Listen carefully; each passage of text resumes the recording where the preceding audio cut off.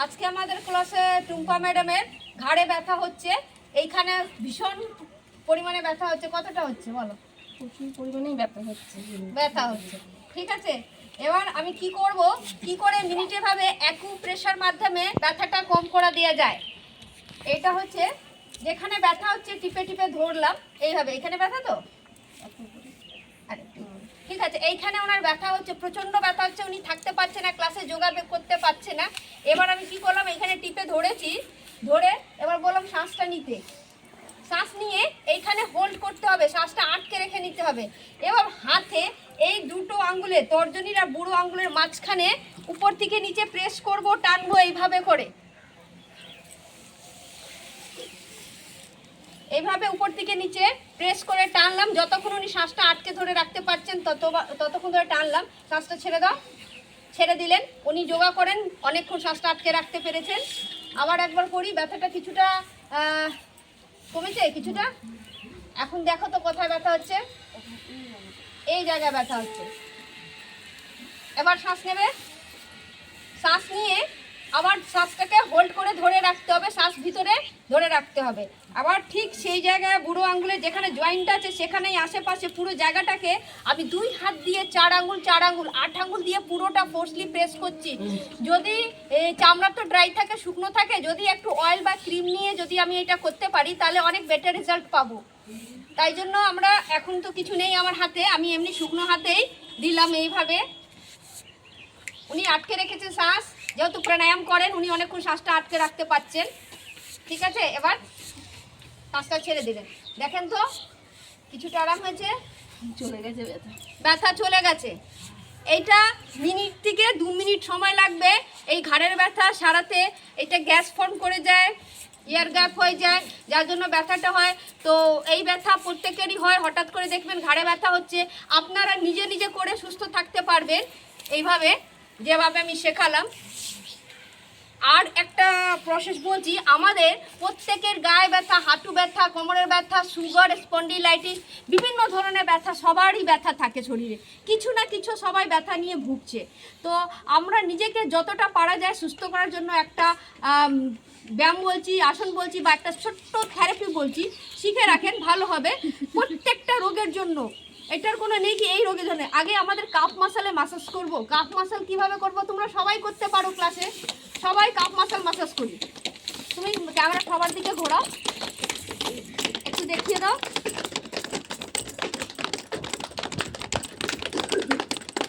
Calf মাসাল পুরোটা যতটা পারা যায় আমরা নিজেকে ম্যাসাজ করব।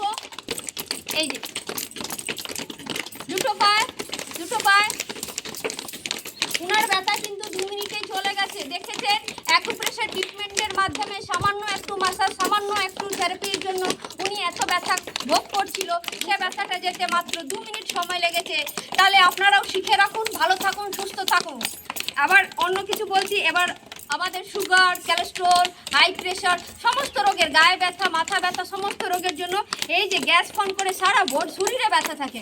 তো একটা আমরা মাসাজ দিলাম এইভাবে, তারপরে এটাকে এইভাবে নিজে নিজে, কারো লাগবে না, নিজের শরীরে নিজে ম্যাসাজ দেবো, নিজের শরীরকে নিজে আদর করব। ঠিক আছে, একটা অয়েল দিয়ে যদি করা যায় বাড়িতে, আমি এইখানে ক্লাসে বসে করাচ্ছি, আমি অয়েল দিতে পারছি না, আমি উপর থেকেই দেখাচ্ছি আপনাদেরকে, এইভাবে পুরো শরীরের একটা ম্যাসাজ দিবে। এই সব প্রসেস করতে গেলে মোটামুটি 20 মিনিট সময় লাগে।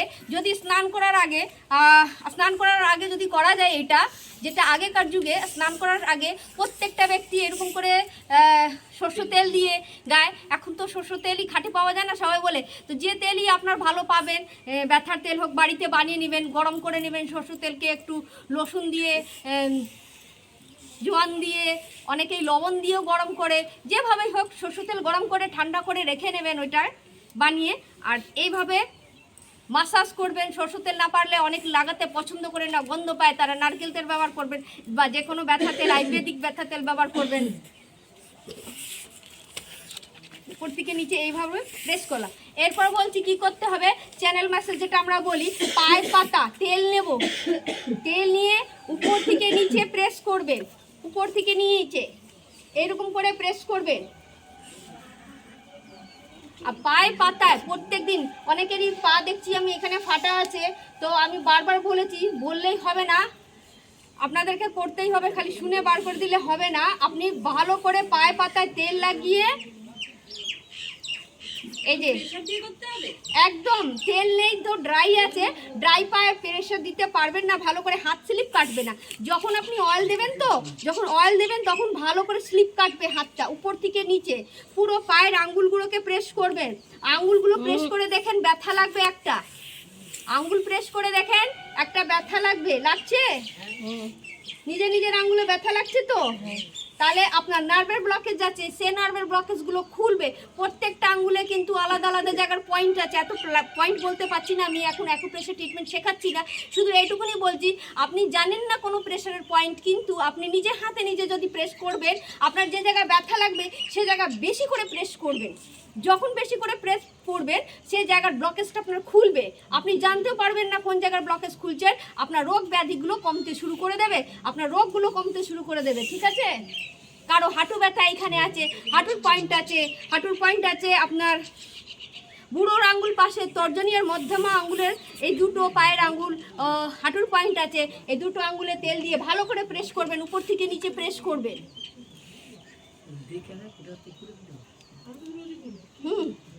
আস্তে তো উপর থেকে নিচে প্রেস করবেন, প্রেস করলে ব্যথাটা দেখবেন। দাদা ব্যথা লাগছে? ব্যথা যখন লাগছে তার মানে আপনার অনেকগুলো সমস্যা রয়েছে। আপনি জোরে জোরে তেল দিয়ে বাড়িতে স্নান করার আগে প্রত্যেকদিন এখানে শিখে যান, ক্লাসে শিখে যান, বাড়িতে কিন্তু করবেন অবশ্যই। বন্ধুরা আপনারা যারা দেখছেন মোবাইলে ভিডিও দেখছেন, তারা অনেকেই বেনিফিট পাবেন, বেনিফিট পেলে অবশ্যই কমেন্ট করবেন, বলবেন বেনিফিট পাচ্ছি। আপনারা এই যে এইভাবে করে প্রেস করে এবার পায়ে পাতায় গোড়ালিতে আঙুল দিয়ে প্রেস করেন। অ্যাকুপ্রেশার কাঠি পাওয়া যায় বা পেন্সিল বা পেন দিয়েও প্রেস করা যায়, এরকম করে করে ঢুকিয়ে ঢুকিয়ে প্রেস করা যায়। আমরা শুধু হাত দিয়ে করছি, যেহেতু চান করার আগে মাসাজ করব, তখন বডিটাকে কীভাবে মাসাজ দেবো, অ্যাকুপ্রেশার পয়েন্ট করে করে মাসাজ করব, তাহলে কি হবে, আমরা অনেক বেনিফিট পাবো। এইখানটা যদি করে ব্যথা পায়, এই সাইডটা ফুলে গেছে ব্যথাতে, তার জন্য কি ট্রিটমেন্ট আছে? সেটা কমপ্লিট করিনি, ঠিক আছে? তা অনেক রকম অনেক সমস্যা আছে। তো এই হলো আমাদের পায়ে মাসাজ, এরকম সারা শরীরের হাতে মাসাজ। এই যে এইভাবে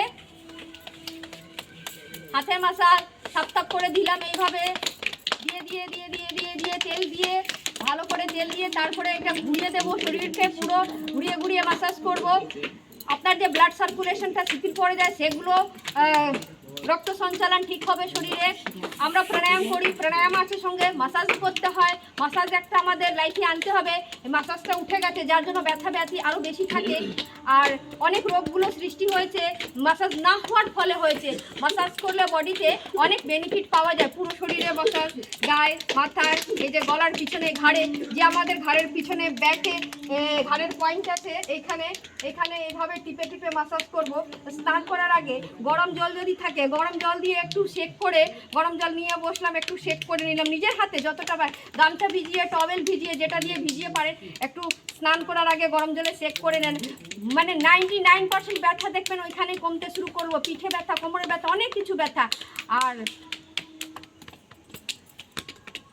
এই যে চোখের উপরে ফেসে মাসাজ, আইব্রোতে মাসাজ, উপরে আইব্রোতে এইরকম করে মাসাজ করবেন, এইভাবে চোখের নিচে, মুখে, পুরো বডিতে। স্নান করার আগে 15 থেকে 20 মিনিট সময় দিলাম, হয়ে গেল মাসাজ। এবার আপনি স্নান করে নিন আপনার জলে, যেভাবে পারেন, যে দেখবেন শরীরটা পুরো হালকা। প্রত্যেক দিন যদি এরকম করেন আপনাদের রোগ ধীরে ধীরে কমতে শুরু হয়ে যাবে। নমস্কার বন্ধুরা।